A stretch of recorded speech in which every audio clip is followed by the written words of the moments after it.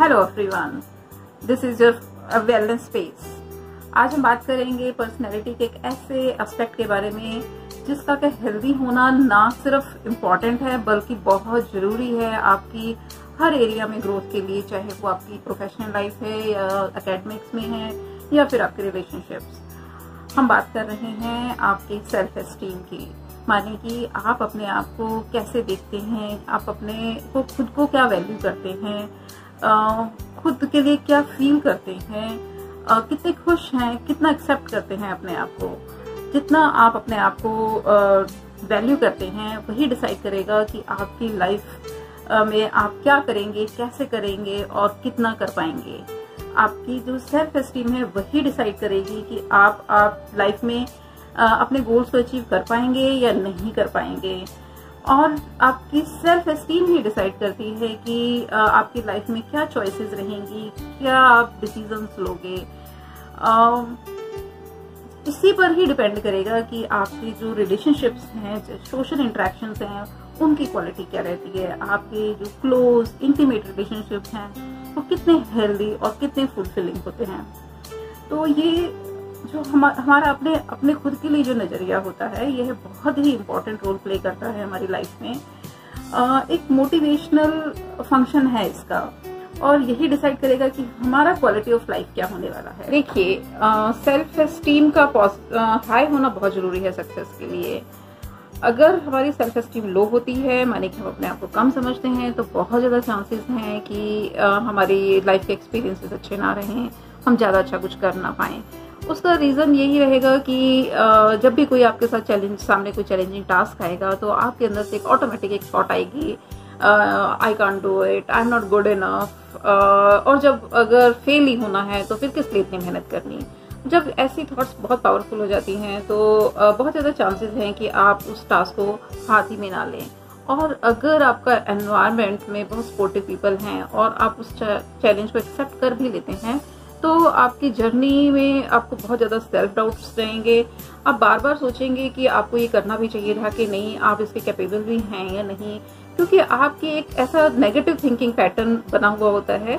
जब हमारी low self esteem होती है तो हमारा थिंकिंग पैटर्न बहुत नेगेटिव होता है। हम अपनी स्ट्रेंथ्स को एक्नॉलेज नहीं करते और हमारी वीकनेसेस को हम मैग्नीफाइंग ग्लास से देखते हैं। तो हमारा मेन फोकस अपने फ्लॉज पे रहता है और हम अपने आप को बार बार कंपेयर करेंगे दूसरे लोगों से कि हमें लगता है कि दूसरे लोग ज्यादा बेटर कर रहे हैं। और अगर हमें बाई चांस इस जर्नी में कॉम्प्लीमेंट्स मिलते भी हैं तो हम उन्हें इग्नोर कर देते हैं। तो ऐसे में एक नेगेटिव आउटलुक के साथ जब हम आगे बढ़ते हैं तो जब भी कभी फेलियर्स होते हैं इस बीच, तो आप उसको ओवर जनरलाइज करेंगे जिससे कि आपको ज्यादा एंग्जाइटी होगी और बीच बीच में जब थोड़ी सी भी प्रॉब्लम्स आएगी तो आपको बार बार ये क्वेश्चन आएगा कि मैं क्या, मुझे करना भी चाहिए कि नहीं, मैं कर भी पाऊंगा कि नहीं। तो इस तरीके से आपका एक स्ट्रेस बना रहेगा जर्नी में। और इसी तरीके से आपके जो रिलेशनशिप्स होंगे वहां भी थोड़ा सा आपका फुलफिलिंग नहीं रहेंगे, उतने हेल्दी नहीं रह पाते हैं। उसका भी क्योंकि हम बहुत ज्यादा सेंसिटिव हो जाते हैं ऐसे में और हमें वैलिडेशन चाहिए, बहुत ज्यादा अप्रूवल चाहिए होता है और आप असर्टिवली अपने नीड्स को एक्सप्रेस नहीं कर पाएंगे और बहुत ज्यादा पर्सनलाइज करेंगे, बार बार हर्ट होंगे और आप में एक टेंडेंसी होगी माइंड रीडिंग की। लेट्स से कि आपने कॉल किया और सामने वाले पर्सन ने वो फोन नहीं उठाया, तो बाई चांस वो कॉल बैक भी नहीं करते हैं, तो आपका थॉट पैटर्न कुछ ऐसा चलेगा कि हो सकता है वो मुझसे नाराज हैं या इस तरीके से। जब आपकी थॉट पैटर्न होंगे तो रिलेशनशिप में बहुत कॉन्फ्लिक्ट्स आने के चांसेस हो जाते हैं और आपको लो फील करेंगे, आप एंग्जाइटी में आएंगे। तो ये तो हमने देखा कि जब हमारी सेल्फ एस्टीम लो होती है तब हमें कैसा फील होता है।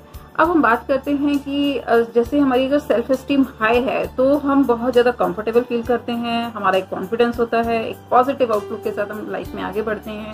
फेलियर्स हाई सेल्फ एस्टीम वाले पर्सन को भी आएंगी बट उसका जो टेंडेंसी होगी उसको डील करने की वो बहुत पॉजिटिव तरीके से करेंगे। वो उनमें एक ही नेगेटिव सेल्फ टॉक नहीं चल रहा होगा। और जो जिनकी बहुत ज्यादा हाई सेल्फ एस्टीम होती है वो भी कोई डिजायरेबल नहीं होती है उसका, क्योंकि उनमें एक सुपेरियरिटी कॉम्प्लेक्स टाइप से होता है। अपने आप को ज़्यादा सुपीरियर समझते हैं, हमेशा कंपेयर करेंगे और कंपैरिजन में वो अपने आप को हमेशा ऊपर देखना चाहेंगे। और जब भी उनका कोई नेगेटिव फीडबैक या क्रिटिसिज्म को वो जल्दी से एक्सेप्ट नहीं करेंगे। तो मतलब उस पर जब वो रिएक्ट करेंगे तो that is not a healthy way of reacting to your criticism.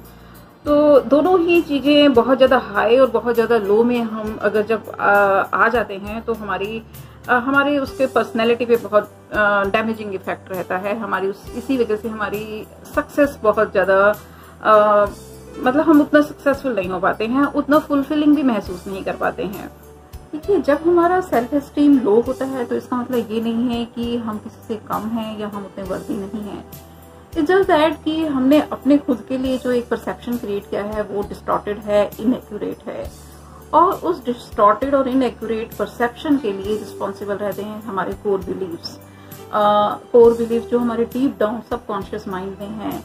कुछ ऐसे नेगेटिव कोर बिलीव्स होते हैं जैसे कि I can't do it, I am not good enough, I don't deserve it. जब इस तरीके के नेगेटिव बिलीव्स होते हैं हमारे, तो उसकी वजह से हमारा परसेप्शन डिस्टॉर्टेड रहता है और उसकी वजह से फिर हमारे रॉन्ग थिंकिंग पैटर्न्स होते हैं।